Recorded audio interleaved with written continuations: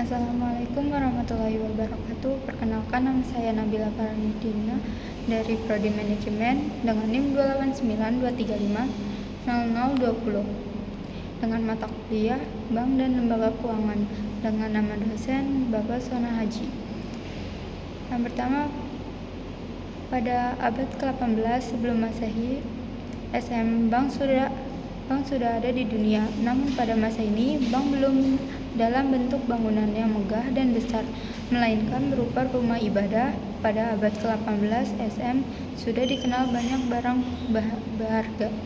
Salah satunya emas, namun menyimpan emas di rumah sangat rawan dicuri atau dirampok. Oleh karena itu, tempat yang dijadikan sebagai tempat penyimpanan barang berharga adalah rumah ibadah.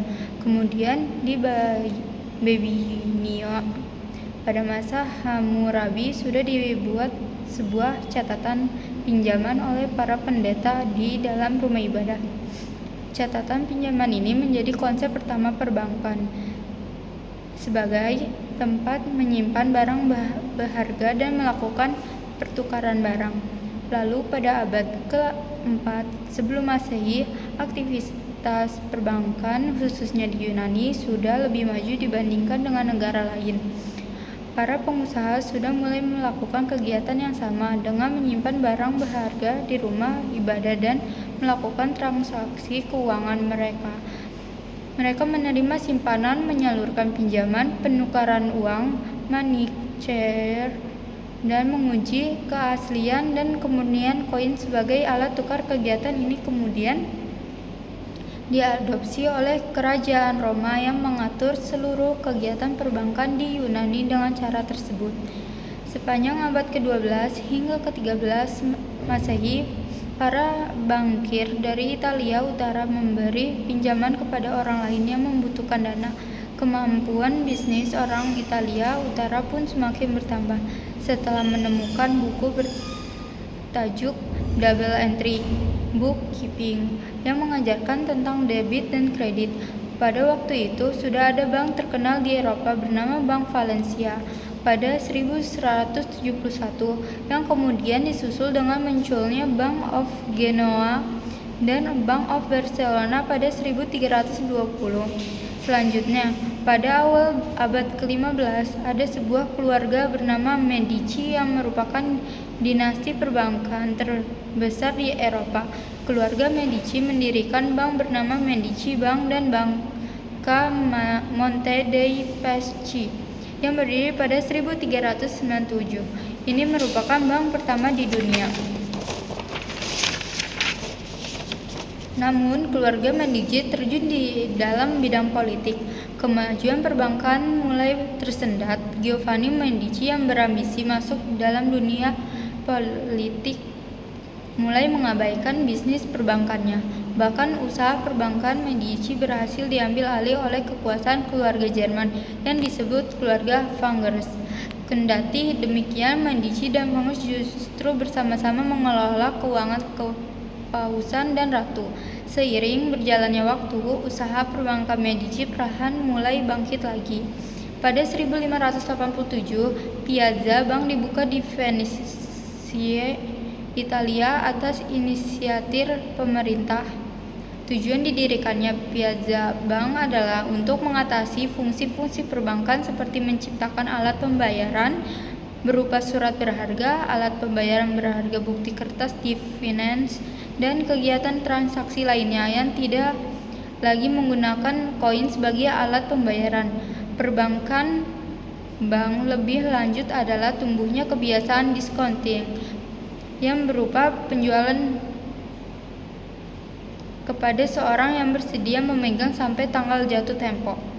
Pada abad ke-17 hingga ke-18 Masehi, bank-bank nasional sudah mulai marak. Bank di Venice bukan hanya sebagai tempat untuk bertransaksi dan penyimpanan uang dalam bentuk deposit dan penerbit cek. Sepanjang periode 1800 hingga 1914, bank-bank pemerintah semakin berkembang yang mendesak para bankir perorangan untuk bekerja sama, bergabung dan membentuk bank-bank besar. Oleh karena itu, banyak bank-bank koperasi didirikan, kemudian sekitar tahun 1914 negara-negara mulai mencoba mengaktifkan sistem perbankan dan pembayaran nasional, yaitu dengan upaya kembali ke sistem standar emas. Nomor 3, hubungan OJK dengan BI. OJK bertanggung jawab atas pengawasan dan regulasi seluruh sektor jasa keuangan termasuk perbankan, pasar modal, dan industri keuangan non-bank seperti asuransi dan dana pensiun. BI berfokus pada kebijakan moneter, stabilitas nilai rupiah, dan sistem pembayaran. Hubungan OJK dengan LPS. LPS memiliki fungsi utama menjamin simpanan nasabah perbankan dan turut serta dalam menangani bank yang mengalami masalah untuk menjaga kepercayaan masyarakat.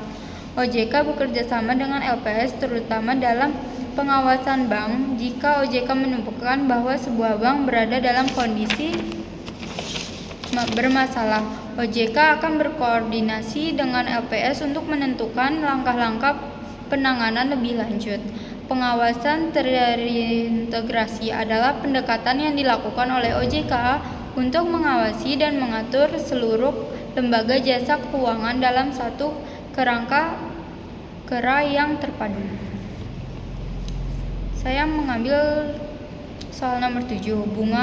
Bunga bank adalah imbalan yang diberikan bank kepada nasabah atas simpanan mereka. Jenis-jenis bunga bank: yang pertama, bunga tetap fixed interest rate. Yang kedua, bunga mengambang floating interest rate. 3, bunga effective interest rate. Keempat, bunga flat interest rate. 5, bunga nominal interest rate. 6, bunga real interest rate. Bunga diskonto interest rate. Sekian dari saya. Wassalamualaikum warahmatullahi wabarakatuh.